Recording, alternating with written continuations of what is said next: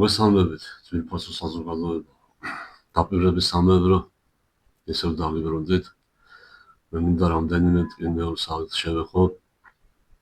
პირველ რიგში მინდა გავამახვილო და დავადასტურო ჩემი დიდი პატივისცემა და დიდი სიყვარული ებრაელი ერის, ებრაელი ხალხის მიმართ, რომელთანაც საქართველოს და ქართველ ერს 26 საუკუნოვანი ისტორია მეგობრობა და სიყვარული გვაკავშირებს. ამასთანავე მე მინდა აღნიშნო ის მთავარი ფაქტი, რომ ჩემთვის და არა მარტო ჩემთვის, ყველა მართლმადიდებელთვის და მთლიანად მართლმადიდებლური სამყაროსთვის, ჩვენთვის წმინდათა წმინდა არის ჩვენი დედა ეკლესია, ჩვენთვის არის წმინდათა წმინდა უფალი ჩვენი იესო ქრისტე, წმინდა სამება, დედაღვთისმშობელი მოციქულები და ამას ვამბობ, იმიტომ რომ ხაზგასმით უნდა აღნიშნო, ისინი იყვნენ ებრაელები. ის დიდი სამეფო დინასტია, მე ბაგრატიონთა დინასტია მაქვს ხეთმელობაში, რომლებიც დავით მეფსალმონის შთამომავლები არიან და რომლებიც ჩვენი ერის გვირგვინი არის, გვირგვინად წოდებული საგვარეულო სამეფო დინასტია და რომლებშიც უამრავი წმინდა მეფეები და წმინდა კეთილმსახური სამეფო წარმომადგენლები ყავს ჩვენს ისტორიას. ცოტა უღელა ვაბადეთ ისე საკითხებს უნდა შევეხო, რასაც ემოციების გარეშე ჩვენები ნორმალური ადამიანი. რაზეც ვერ ისაუბრებს ემოციების გარეშე. კერძოდ ახლა ნელ მოვლენებთან დაკავშირებით პირველი საკითხი, რაც არის საკითხი, ეს შეეხება ისრაელისა და ირანს შორის მომხდარ კონფლიქტს, ომს. მე თანაუგრძნობ მშვიდობიან მოსახლეობას, სადაც ყოველთვის სამწუხაროდ უბრალო ადამიანები იწირება. ჩემო ებრაელო ძმებო, ასევე მე მინდა ხაზი გაუსვა იმას, რომ რასაც ახლა შევეხები, რა საკითხსაც ახლა შევეხები, ვიზეც ახლა ვისაუბრებ, იმათგან თქვენ უბრალო ებრაელი ერი, უბრალო პატიოსანი ხალხი, იმათგანაც კი გაწირულები ხარ და არაერთხელ წარსულ ისტორიაში, მაგრამ მეორე მსოფლიო ომის პერიოდი რო გავიხსენოთ, მილიონობით ებრაელი გაწირეს. ევროპაში მცხოვრები და არა მარტო ევროპაში, მათ ელიტარული საზოგადოება გაიყვანეს იმ ცხელი წერტილებიდან, მათი ემიგრირება მოხდა ნაწილის ინგლისში, ნაწილის ამერიკაში და საშუალო ფენა და უბრალო უფრო დაბალი ფენა ებრაელი ერისა გაიწირა. ჩემო ებრაელო ძმებო და დებო, კიდევ და კიდევ დიდ პატივისცემას ვადასტურე თქვენს მიმართ, ხაზგასმით ვამბობ ამას და ხაზგასმით გავიმეორებ კიდევ, რომ ამ ხალხისგან და ამ ორგანიზაციისგან თქვენს გაწირულები ხართ ისე როგორც სხვა დანარჩენი მსოფლიო ერები რა. კერძოდ მე მინდა შევეხო სიონისტებს. და ეს შესავალი იმიტომ გავაკეთე, რომ ანტისემიტიზმში ბრალი არ დამდოთ რა. ჩვენ ყველას მოგვიხსენებათ მეტნაკლებად, ვინც ცოტა ისტორიის ექსკურსში ვართ ჩახედული ჩვენი წარსული მსოფლიო ისტორიისა, თუ რა მოვლენებთან გვაქვს შეხება და მინდა ხაზგასმით აღნიშნო, რომ ისრაელის დაპირისპირება ირანთან მხოლოდ არის ერთადერთი მიზეზი. ეს არის სიონისტების გეგმა, მსოფლიო გლობალისტების გეგმა, რომლებიც ცდილობენ გაანეიტრალონ ფუნდამენტალისტური ერები, რომლებიც ეწინააღმდეგება მათი იდეოლოგიის განხორციელებას. კიდევ ერთხელ ხაზგასმით აღნიშნო, ერები და ის ძალები და ის ორგანიზაციები, ის ქვეყნები, რომლებიც ეწინააღმდეგება სიონისტთა გეგმების განხორციელებას. და ეს ზუსტად უკავშირდება ამას. რატომ მაინც ირანი? იმიტომ რომ ირანი მოიხსენებათ ერთ-ერთი ძლიერი ქვეყანა არის. მას ატომური შეიარაღება გააჩნია და ისინი ფუნდამენტალისტები არიან. ერთ-ერთი მთავარი მტერი არის სიონისტების გეგმების განხორციელების წინააღმდეგ. ახლა მინდა მოკლედ შევეხო ამ აქედან გამომდინარე რამოდენიმე საკითხს.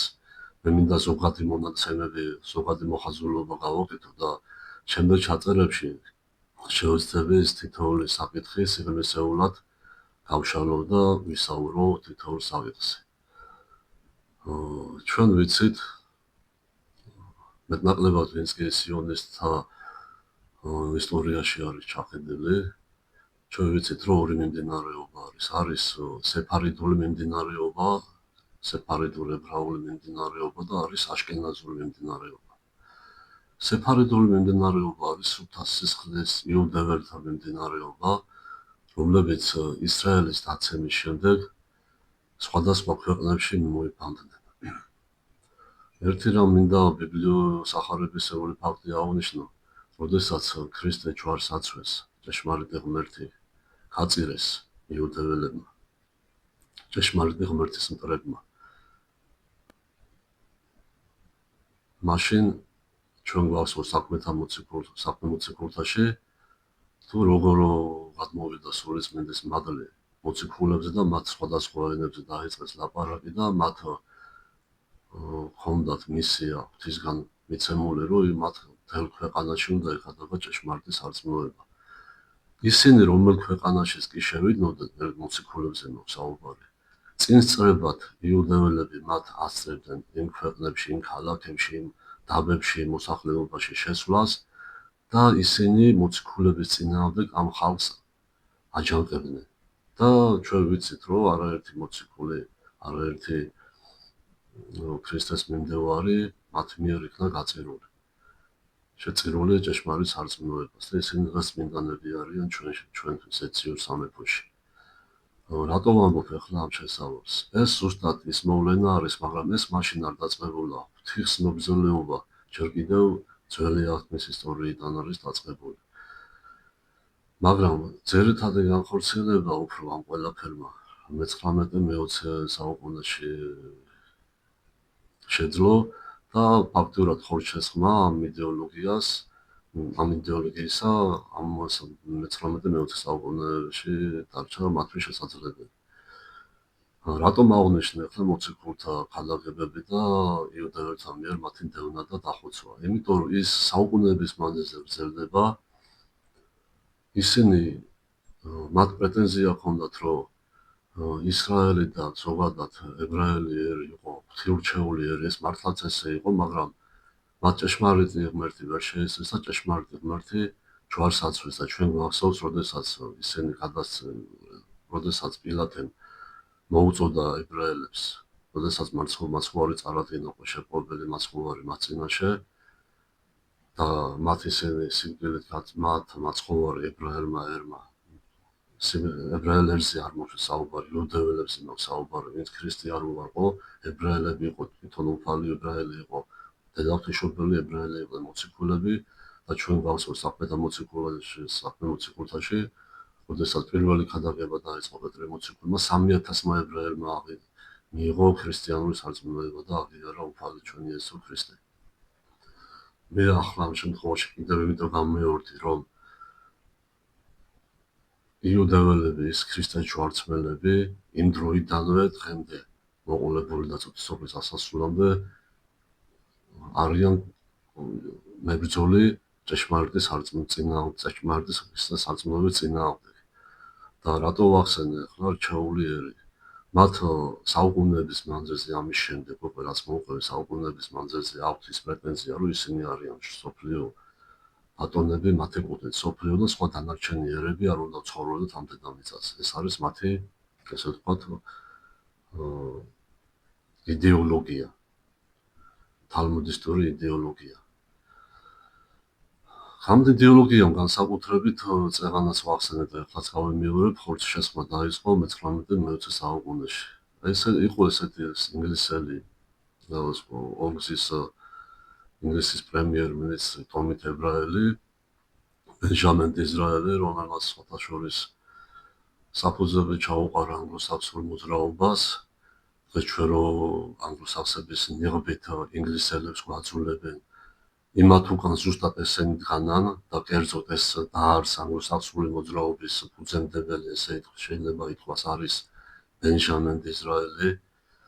რაც შეეხება სიონისტთა პოლიტიკური, მსოფლიო პოლიტიკური საბჭოს დაფუძნებას, მისი დამფუძნებელი არის ვინმე უნგრელი ჟურნალისტი, ტომით იუდეველი თეოდორ ჰერცი. ეს ამის დაფუძნება იმიტომ დარჩა საჭირო, რომ მათ მსოფლიო ასპარეზზე უკვე ხელები გახსნათ და მათი გეგმების განსახორციელებლად მეტი საშუალება ჰქონოდათ. ჩვენ კარგად გვახსოვს მე-19 საუკუნის ამერიკელი ესე ვთქვათ სიონისტი ალბერტ პაიკი, რომელსაც აქვს ესეთი ნაწარმოები სამი მსოფლიო ისტორიის სამი მსოფლიო ომის თეორია. ეხლა რატო დავასახელე ეს სახელები? ძირითადად ეს ადამიანები არიან უკვე ისინი, რომლებმაც მათ პოლიტიკურ მოძრაობას საფუძვლები ჩაუყარეს. ახლა ეს კიდევ რა თქმა უნდა გერმანიაში დაიწყო, სხვათა შორის კიდევ მინდა დავბრუნდე და ხაზგასმით აღნიშნო, მე-7 საუკუნიდან უკვე დაიწყო ჩრდილოეთისკენ დინება იუდეველებისა გადმოსვლა და მათ შემოვიდნენ ჩრდილო კავკასიაში, ეს სადღაც მე-620 წელია, 620-იანი წლებია და იქ მათ დახვდათ თურქ-მონღოლური ტომები, რომლებმაც შეისხორცეს თალმუდი და მათ იმდენად შეისხორცეს თალმუდი და იუდეური სწავლება, რომ სისხლის ხრაში და ბოროტებაში თავად იუდეველებსაც კი აჯობეს. ეს მოვლენა გამოიყენეს იუდეველებმა მათ დასასიკეთოდ, მათ სახელწოდება მისცეს აშკენაზური შტო, ანუ აშკენაზური ნიშნავს არა სისხლით ებრაელს, ებრაელად ითვლება, მაგრამ არა სუფთა სისხლით ებრაელია და ფაქტიურად აშკენაზურ წარმომავლობის საზოგადოებას გაუწეს ასპარეზი მათი გეგმების შესრულებისთვის. ხოლო მათ, როგორც წეგან აღნიშნე, ორი წარმომავლობა არის სახელწოდებით, მათი სუფთა იუდაური წარმომავლობის სახელწოდება არის სეფარიდული წარმომავლობა და სადაც კი გავიმეორებ, უბრალოდ რომ თქვენთვის შეიძლება ბევრი ცნობილი, მაგრამ ვისაც არ არის ცნობილი, მისთვის რომ გახდეს ცნობილი თუ რომ ვინ არის სეფარიდული ებრაელები და ვინ არის აშკენაზური ებრაელები. სოფლიო ასპარეზზე, ანუ სოფლიო პოლიტიკურ ასპარეზზე ძირითადად სეფარიდულმა ებრაელებმა, ანუ სუფთა სისხლით ებრაელებმა ასპარეზი გაუხსნეს აშკენაზურ ესე ვთქვათ, სარწმუნოებით ებრაელებს. თუმცა ისინი სუფთა სისხლით ებრაელები არ არიან. ამ მათმა კულმინაციამ უკვე ფაქტიურად ხორშესმა დაიწყო ძირითადად სადღაც მე-17 საუკუნეში. ჩვენ გვახსოვს, იყო ესეთი გერმანელი ებრაელი მაიერ ამშერ როჩილდი სიტყვასიტყვით ქართულად რო გადავთარგმნოთ, არის წითელი ფარის საზოგადოება, რომელმაც ზაკრული ხერხებით დიდი სიმდიდრე, ფულადი სიმდიდრე ჩაიდო ხელში და დაიწყო სოფლიო ასპარეზზე გამოსვლა და მათი იდეოლოგიის, ესე ვთქვათ, ხორცშესხმა, სოფლიო გაბატონების, ესე ვთქვათ, ორგანიზება. წეგან ვინც ვახსენები იმ ებრაელებმა ამას კიდევ შეასხეს ხორცი და უკვე მე-20 საუკუნეში მათ აქტიურად ფართო არეალი მიეცათ მათი გეგმების განსახორციელებლად, რასაც რაღაც პერიოდის განმავლობაში იოსებ ბესარიონის სტალინმა, ჯუღაშვილმა ესე ვთქვათ, შეუშალა ხერხი და შეაფერხა ათეულობით წლებით მათი გეგმები.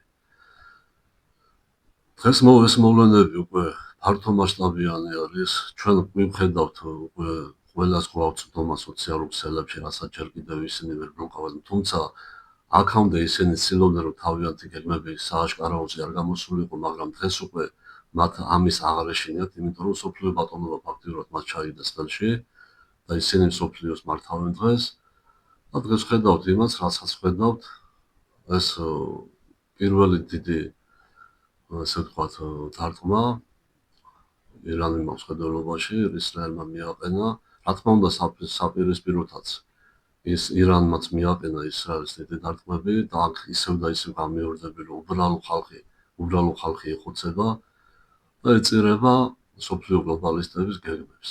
ეხლა ჩემო საზოგადოება, მე მინდა ერთი რამ კიდე გითხრათ. ჩემი მეგობრები, ჯერა მე მათი, ჩემი ახლობლები მირჩევენ, რომ სიმართლეს ცოტა ისე დიპლომატიურად მიუძღე და ის რაც სათქმელი არის, ბოლომდე არ თქვა, მაგრამ ვისაც კი ხელეწიფება და მე მინდა უწმინდესის სიტყვები და შემდეგ მეუფეშიოსი, ჩვენი მესალტრის, პატრიარქის მესალტრის მეუფეშიოს სიტყვები გავემიორო, რომ ჩვენ უკვე უნდა გამოვიდეთ სააშკარაოზე, გამოვიდეთ ხალხში და ხალხს სიმართლე ვესაუბროთ, ხალხს მოუწოდოთ ჭეშმარიტებისკენ, ხალხს მოუწოდოთ სწორი გზისკენ. დღეს უკვე ეს დრო არის დამდგარი და დიდი პატივისცემით და დიდი თხოვნით, ვისაც კი შეგიძლიათ იმ ადამიანებს, ვისაც ჯერ კიდევ არ არის ცნობილი სწორი მიმართულება, სწორი გზა, შეძლებს დაგვარად სიმართლე მივაწოდოთ. უკვე ამის შამი არის. ყოველთვის იყო ამის შამი, მაგრამ ეხლა განსაკუთრებით არის ეს საჭირო, რომ უბრალო ადამიანებში გავიტანოთ სიმართლე. რაც შეეხება ჩემო ძვირფასებო და ჩემო კეთილისურველებო, დიდი მადლობა და დიდ სიყვარულს გიდასტურებ თქვენს მიმართ და პატივისცემას, მაგრამ მე მინდა ასევე დიდი სიყვარულით გითხრათ სახარების ბიბლისეურის სიტყვა, სადაც უფალი ვასწავლეს და მოუწრავს ამ სიტყვებით. სიკვდილამდე იბრძოლე ჭეშმარიტებისთვის და უფალი ღმერთი იბრძოლებს შენთვის.